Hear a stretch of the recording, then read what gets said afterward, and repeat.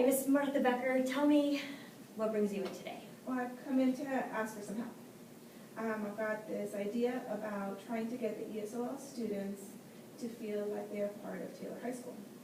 I've got some concerns though, because I believe that these students are not feeling like part of the family. They're suffering in their grades, they have a language barrier, and I think that we need to do something as a school so we don't forget those students. We have students from different parts of the country, of the world, and they've come in here with hopes of being integrated, and I don't think that that is helping. So my idea is to try to get these kids to intermingle and receive some help from students who know the system, are well acquainted with it, and to encourage these students to be part of the whole scheme. So what do you think about that? I think that sounds like a great idea, and just to kind of clarify what I'm hearing you say is that you've got a very diverse group of students, and they're now at Taylor, they're from all over the place, and they just don't really have a sense of belonging. And Taylor High School is very much like a family, and so you want to help them feel part of that, because right now they're not. And so you want to implement a program that would help them in feeling more part of the Taylor High School family. Yes. Now, there's a lot of things going through my mind right now that I think that would be helpful, but as the more I think about it, the bigger it gets. So I want you to try to help me rein things in so that we can organize them in little pouches so that we can implement it correctly and through administration approval. Now, the first thing I was thinking is rounding up those students who are not doing well in their classes because of a language barrier or because of not knowing the knowledge or the teaching skills that the teachers are showing them, and may not be able to learn that or may not be able to understand what they're talking about. For example, if I had a student and I told them to fill out a Scantron, they would not know what a Scantron is because they don't use Scantrons.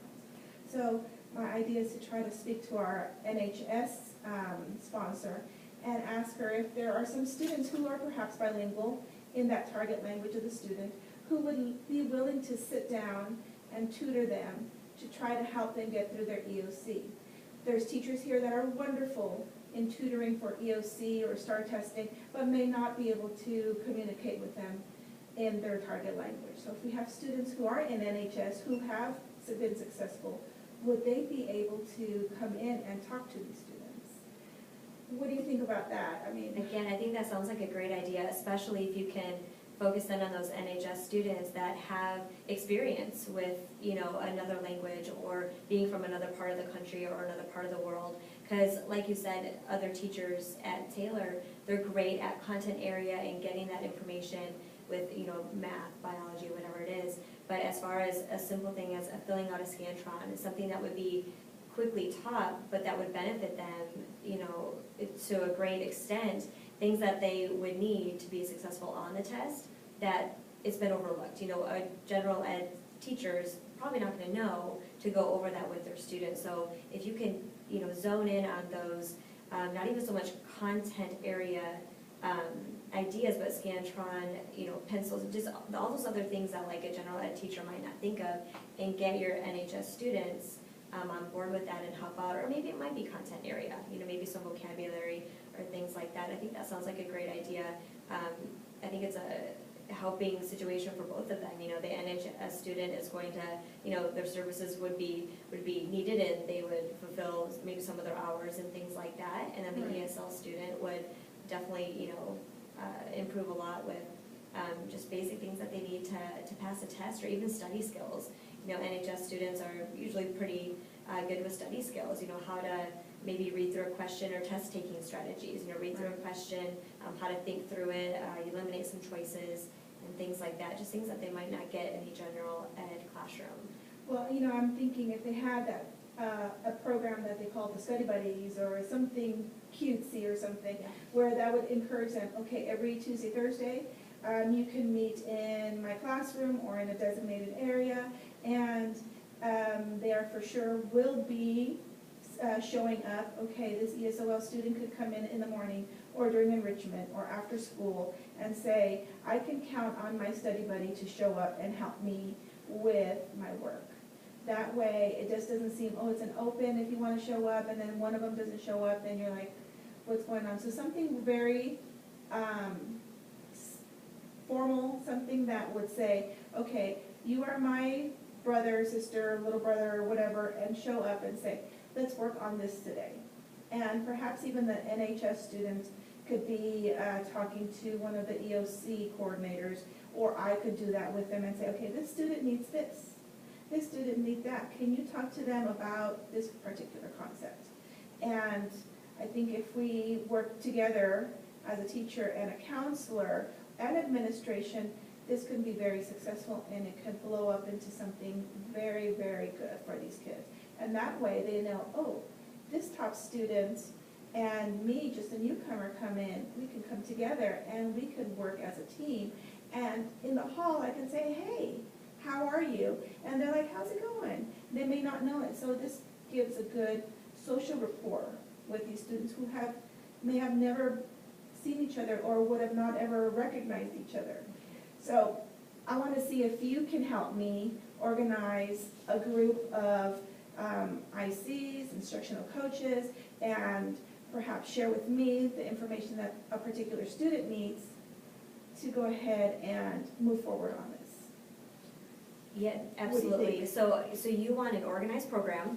You want something where we have designated students that are going to be helped, and then designated NHS students that have committed and they're agreeing to come, twice a week, maybe during enrichment or after school. But it's an organized program where everybody knows what's going on. They know when to be there, where to go, and things like that. And then you need support from myself. We get some instructional coaches on board so that they can pinpoint the students that are in need. I can definitely help you with that. We'd have to pinpoint the areas that we want. Do we want to do all 5 tested subject areas, biology, algebra 1, English 1, English 2, and US history? Are we just going to tackle one of those to try it out? Well, what do you think? I think perhaps if we do it in one little chunk, but we might run into the problem of having kids with, well, I don't have a problem in this one, but I do have a problem in this one.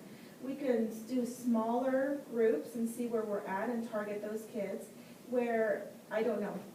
That's where I'm here. That's a great starting point, yeah. So maybe start with a smaller group of freshmen because they have the most STAR-tested classes, and pinpoint the ones that might be low in all of the areas, English, math, and biology. And we can get the instructional coaches on that to maybe pinpoint 5 or 10 for their content area, specifically ESOL students. Right. And get those together, maybe give them a form, have their parents sign it, just detailing everything that is going to, offering this program and detailing the days and the times and things like that. Also get with the NHS sponsor and make sure that they're on board, ask if this is okay with them, present the idea, and then kind of do the same thing with them, give them an instructional sheet, informational sheet of, detailing the program. We'd have to check with them to see if their parent needs to sign it and what would happen with that. Also, Mr. Stock's the building principal. We'd want to get his approval with it to make sure that he knows what's going on and to make sure it's okay. And I would also think that if we did that for a month, one group of kids, and then give another month and another group of kids an opportunity, so that way they at least the NHS can have 4 hours of participation. But if they commit, they're not. What if they don't want to commit for so long? So we can also give an option of, okay, if you can do this for a month, and I know that you will be here for 8 tutorials, and we can commit to this student being here for those 8 tutorials, then next month we can rotate them out perhaps to another language or another subject of some sort. I think that may be helpful. So, and I also thought if the student is a Spanish speaker, we can probably get the Spanish National Honor Society to come in and talk to these students and help them out. That's So if I were to initiate it with these honor societies, and you were with me, I think that we would have more credibility. I think that's a great idea, and I like how you're having them sign up for like a month chunk at a time, because everybody's got different schedules. You know, you might be available at this point, but not at another point. Right. And if they can commit to 8 in a row or for a month, then it really is going to build good rapport, hopefully, between the NHS student and the ESOL student. That way, when they do see each other in the hallways, you know, they can say hi and, you know, be comfortable with each other and build a better relationship. And we've got a great group of kids here, and they're so encouraging, so I have high hopes for this. So I hope it works out, but I would like to try to initiate it in the fall. You know, but begin this year by talking to the NHS representatives and see if that's something that they would like to do with us in the fall. And if we can work it now and then start it in the fall, I think it would be very helpful. I think that's a great idea, yeah. Start it now, get all the paperwork going, get the, you know, all the logistics down of it, get everybody on board, get permission from Mr. Stocks. We can go together to the different organizations and their sponsors to Right. present the idea, and then that way in the fall, when we get all these new kiddos and everybody in, then they can start signing up and get the program rolling. That's a great idea, because then, you know, STAR testing, I feel like it's always here before we know it. You know, springtime, it's like right now. That'll give them a whole year to build that rapport, get those test-taking strategies, and, you know, just all those little things that they need to be successful. I agree. It's a great idea. Well, I look forward to this. Yes, me too. Okay, well, let's make it happen. Sounds good. All right, thanks.